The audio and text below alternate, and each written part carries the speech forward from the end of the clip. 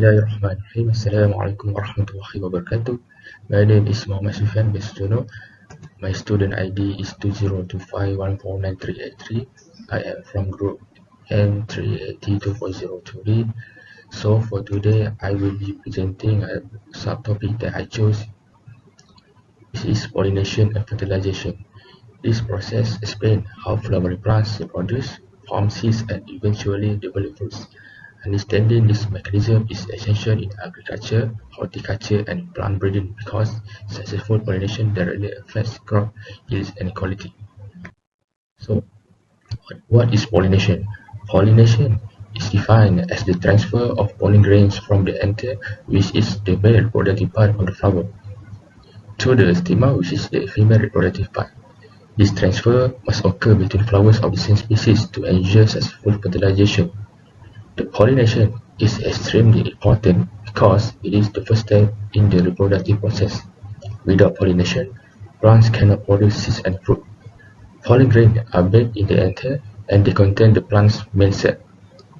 When the pollen lands on the stigma, it starts the process that allows the male cell to travel to the female part of the flower. When they meet, fertilization happens and a seed can form. So, there are two types of pollination, which is self-pollination and cross-pollination. For self-pollination, this occurs when the pollen moves from the anther to the stigma of the same flower or between flowers on the same plant. Self-pollination maintains genetic uniformity. It is common in plants like peanut, rice, wheat, and beans. For cross-pollination, this occurs when the pollen is transferred from one plant to another different plant of the same species. The anther and stigma may be in the different flowers on plants of different cultivars, which is cross-pollination. Cross-pollination promotes genetic diversity, which leads to stronger, more adaptable offspring. Cross-pollination is common in crops such as maize, papaya, and most fruit trees like durian, mango, and rambutan. Both types are important depending on the crop, but cross-pollination is usually preferred in commercial farming because it often produces better yield and healthier plants. So, we go to the pollinators and their roles. Pollination is facilitated by various agents that transfer pollen grains between flowers, enabling plant reproduction. For the insect, these are the most important pollinators and most pollinate like blooming flowers. For the butterflies, transfer pollen by feeder and beetles pollinate primitive flower. For the vertebrate, bats pollinate night blooming flowers. Then the birds, usually colorful, nectar-rich flowers, also mice pollinate some grass flowers. By the wind, the pollen is carried by a current to various flowers. For the water, dove is less common and occurs in certain aquatic plants. Actually, the other agent,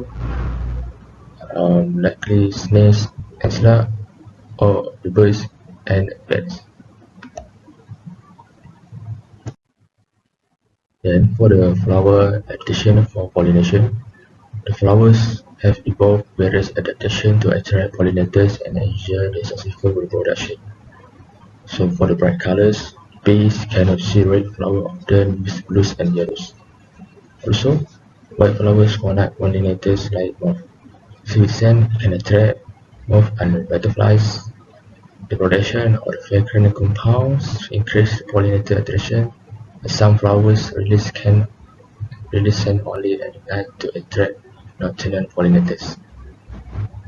Then, nectar and pollen rewards provides energy for pollinators, pollen as protein source for insects, and then the strategy response when nectar glands to maximize contact with pollinator body parts. Next, we go to the pollen grain development. Microsporogenesis.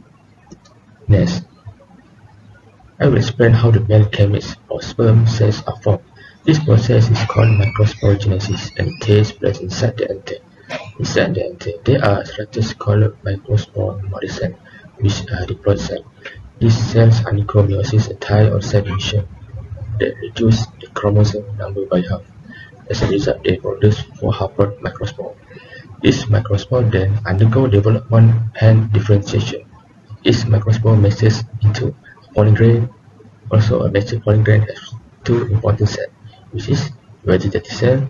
This cell forms the pollen tube, which is needed later during fertilization. And second is generative cell. This cell divides to produce two sperm cells, which will be used in double fertilization. So, essentially, microsporogenesis prepares the male gametes required for reproduction. Now, let's move on to the formation of the female gamete, which occurs in the ovule inside the ovary. This process is called megasporogenesis. Inside the ovule, there is a megaspore mother cell. Like the male side, the cell also undergoes meiosis. But unlike the male process where four microspores survive, here are only megaspore remains functional. The other three megaspores degenerate.